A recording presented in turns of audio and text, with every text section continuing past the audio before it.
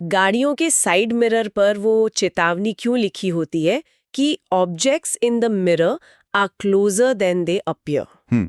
और क्या सच में ऐसे शीशे बनाए जा सकते हैं जो आपको या तो किसी दानव जितना बड़ा दिखाएं या चींटी जितना छोटा? बिल्कुल बनाए जा सकते हैं। और ये सवाल हमें सीधे उन चीजों के पीछे छिपे विज्ञान तक ले जाते हैं जो हम रोज देखते हैं। तो आज हमारे सामने प्रकाश, दर्पण और लेंस की दुनिया से जुड़े कुछ ऐसे ही दिलचस्प सवाल हैं। हाँ, हम सब ने समतल दर्पण यानी प्लेन मिरर तो देखे ही हैं, लेकिन असली जादू तो मुड़े हुए यानी गोलीय दर्पणों में है।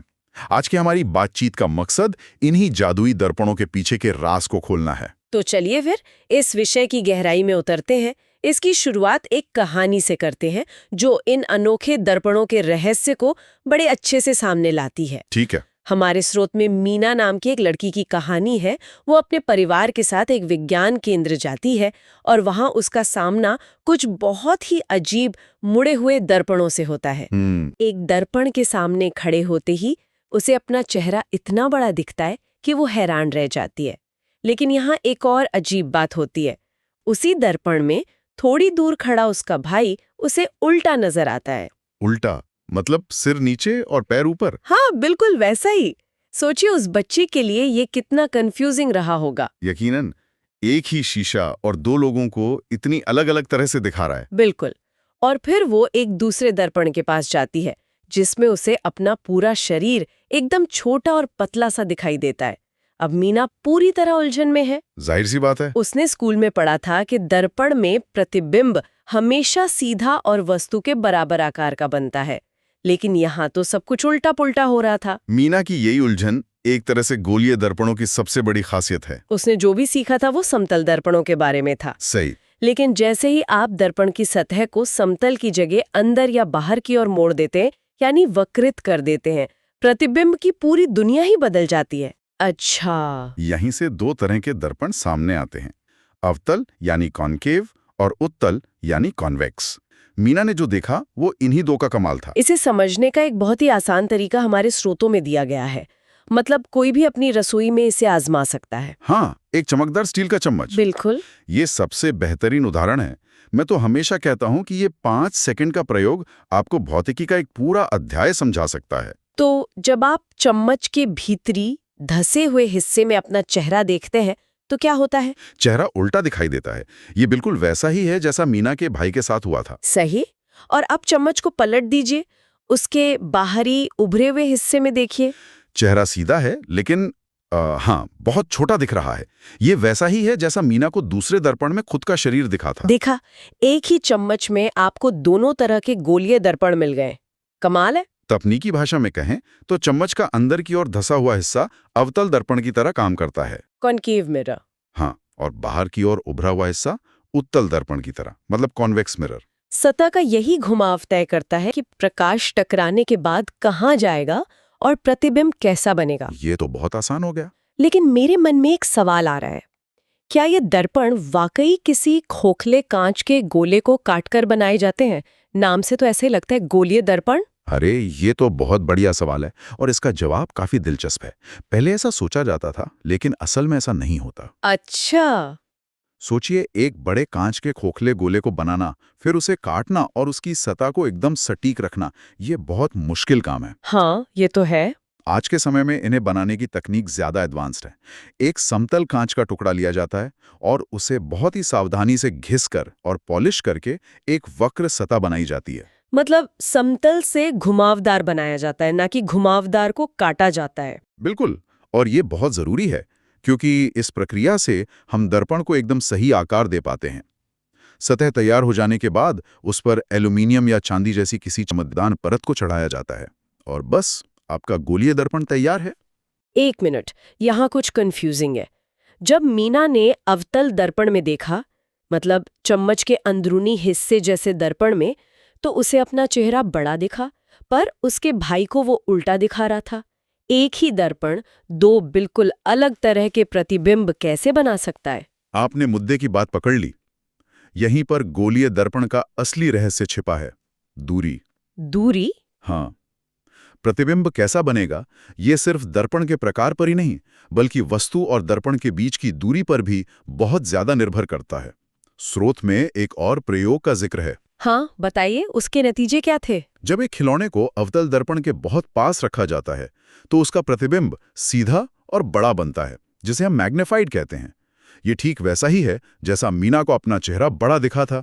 जैसे जैसे आप उस खिलौने को उसी अवतल दर्पण से दूर ले जाना शुरू करते हैं, एक खास बिंदु को पार करते ही प्रतिबिंब अचानक पलट जाता है। क्या मतलब उल्टा हो जाता है? हाँ, उल्टा हो जाता है और दूर ले जाने पर वो छोटा होने लगता है। अच्छा, तो दूरी ही वो वजह है जिससे मीना को अपना चेहरा सीधा और बड़ा दिखा, जबकि दूर खड़ा उसका भाई उल्टा नजर आया। एकदम सही। ये तो समतल दर्पण से बहुत ही अलग व्यवहार है।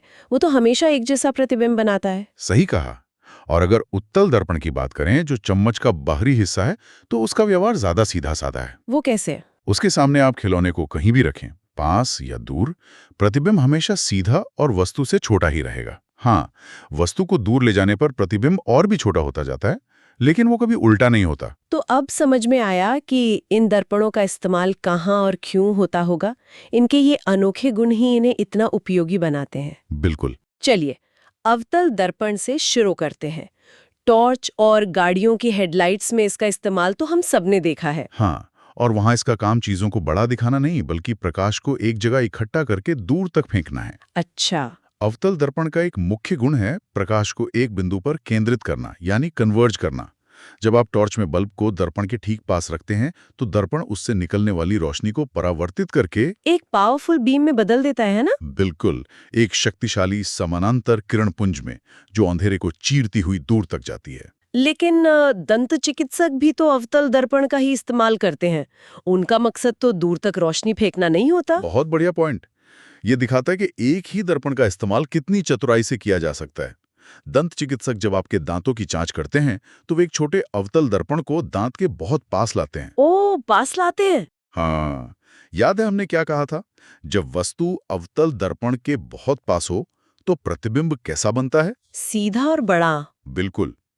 तो डेंटिस्ट को दांत का एक बड़ा और सीधा प्रतिबिंब दिखता है, जिससे एक छोटी सी कैविटी भी आसानी से पकड़ में आ जाती है। वाह, मतलब एक ही दर्पण पर दूरी बदलने से उसका काम पूरी तरह बदल गया। सही पकड़ा। एक जगह प्रकाश फेंकना, दूसरी जगह बड़ा दिखाना। स्रोत में सौर भट्टियों यानी सोलर फर्नेसेस का भी जिक्र है। ये सुनकर तो लगता है जैसे कोई साइंस फिक्शन फिल्म चल रही हो। ये अवतल दर्पण की शक्ति का सबसे शानदार उदाहरण है। मतलब आप सिर्फ सूरज की रोशनी को एक जगह इकट्ठा करके स्टील पिघला सकते हैं। इसमें कोई और ऊर्जा लगती ही नहीं। नहीं, कोई और ऊर्जा नहीं। ये सिर्फ प्रकाश को केंद्रित करने का कमाल है। एक बड़ा अवतल दर्पण सूर्य से आने वाली विशाल ऊर्जा को एक छोटे से बिंदु पर केंद्रित कर देता है। और उस बिंदु पर तापमान बहुत बढ़ जाता होगा। बहुत ज्यादा, हजारों डिग्री सेल्सियस तक पहुंच सकता है। इससे न सिर्फ कागज में आग लग सकती है, बल्कि बड़ी बड़ी औद्योगिक भट्टी में धातु तक को पिघलाया जा सकता है। कमाल है। ठीक है, तो अवतल दर्पण की दुनिया तो टॉर्च से लेकर सोलर भट्टियां तक फैली है, लेकिन चम्मच का दूसरा हिस्सा भी तो था। उत्तल दर्पण। हाँ, उत्तल दर्पण। उसका क्या? क्या उसका भी कोई इतना ही दिलचस्प इस्तेमाल है? उसका इस्तेमाल शायद और भी ज्यादा आम है और हमारी सुरक्षा से सीधे तौर पर जुड़ा है। सुरक्षा से कैसे? गाड़ियों के साइड मिरर्स, जिन्हें हम साइड मिरर्स कहते हैं, वो उत्तल दर्पण ही होते हैं। अच्छा। जैसा हमने चम्मच के प्रयोग में देखा, ये हमेशा सीधा और छोटा प्रतिबिंब बनाते हैं, लेकिन इनका सबसे बड़ा फायदा प्रतिबिंब का आकार नहीं, बल्कि इनका दृश्य क्षेत्र है, मतलब फील्ड ऑफ व्यू। दृश्य क्षेत्र, इसका क्या मतलब है? क्योंकि इनकी सतह बाहर की ओर उभरी हुई होती है, ये अपने पीछे की सड़क के एक बहुत बड़े हिस्से को समेटकर एक छोटे से शीशे में दिखा देते हैं। इसे ही वाइडर फील्ड ऑफ व्यू कहते हैं। ओह। अगर इसकी जगह समतल दर्पण लगा होता, तो आपको सिर्फ अपनी गाड़ी के ठीक पीछे एक छोटा सा हिस्सा ही दिखता। लेकिन उत्तल दर्पण की वजह से ड्राइवर को अपने पीछे की पूरी लेन, साथ वाली लेन, सब कुछ एक नजर में दिख जाता है। अच्छा, तो अब मैं उस चेतावनी को पूरी तरह समझ गई। Objects in the mirror are closer than they appear. हाँ, इसका मतलब ये एक तरह का सेफ्टी ट्रेड ऑफ है। हमें ज्यादा बड़ा व्यू मिलता है, लेकिन उसके बदले में चीजें छोटी दिखती हैं। जिससे हमें उनके असल दूरी से ज्यादा दूर होने का भ्रम होता है। इसीलिए वो चेतावनी इतनी जरूरी है। आपने बिल्कुल सही निष्कर्ष निकाला। ये एक जरूरी समझौता है। इसी वाइडर व्यू वाले गुण के कारण इनका उपयोग तीखे मोड़ों पर भी किया जाता है, या फिर बड़े बड़े स्टोर्स में सुरक्षा दर्पण के रूप में। ये सब बहुत ही व्यवहारिक है, पर इन सबके पीछे का विज्ञान क्या है?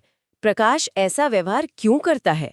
क्या इसके पीछे कोई नियम है? हाँ, और अच्छी बात यह है कि इसके पीछे के नियम बहुत सरल हैं और हर तरह के दर्पण पर लागू होते हैं। हर तरह के? समतल, अवतल, उत्तल, सब पर? सब पर। इन्हें परावर्तन के नियम या लॉज ऑफ रिफ्लेक्शन कहते हैं और ये नियम सिर्फ 2 ही हैं। सिर्फ 2 नियम? ये तो सुनने में आसान लग रहा है। पहला नियम कहता है कि आपतन कोण हमेशा परावर्तन कोण के बराबर होता है, यानी प्रकाश की किरण जिस कोण पर दर्पण से टकराती है ठीक उसी कोण पर वहां से वापस लौटती है। एंगल आई बराबर एंगल आर? बिल्कुल, lambda I is equal to lambda R. और दूसरा नियम और भी सरल है।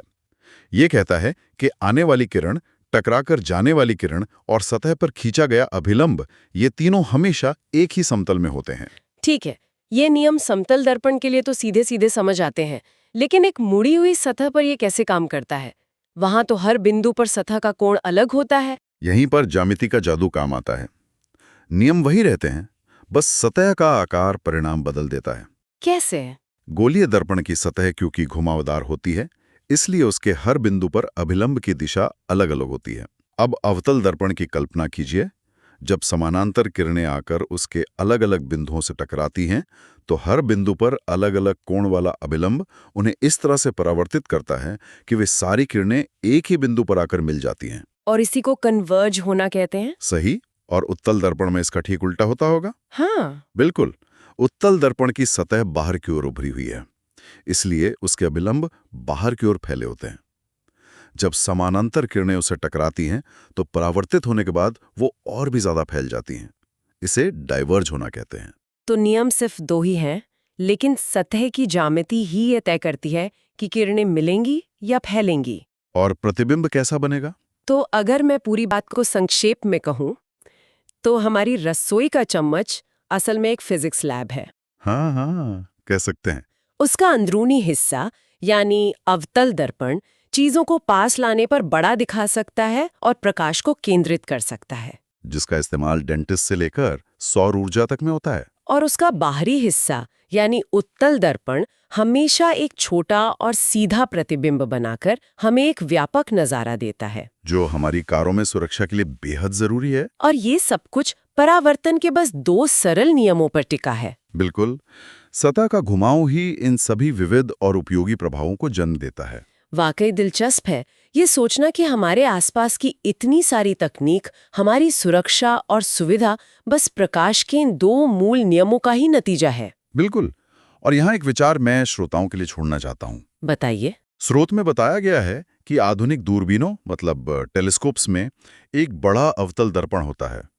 ये जानने के बाद कि अवतल दर्पण प्रकाश को कैसे एक बिंदु पर केंद्रित करता है, जरा सोचिए। जब खगोलविदों को अरबों प्रकाश वर्ष दूर किसी तारे से आने वाले धुंधले से धुंधले प्रकाश को पकड़ना होता है, तो वे एक विशालकाय लेंस की जगह एक विशालकाय अवतल दर्पण का उपयोग करना क्यों बेहतर समझते हैं? ये सोचने वाली बात है। इसका जवाब उन सभी चीजों में छिपा है जिनकी हमने आज बात की है।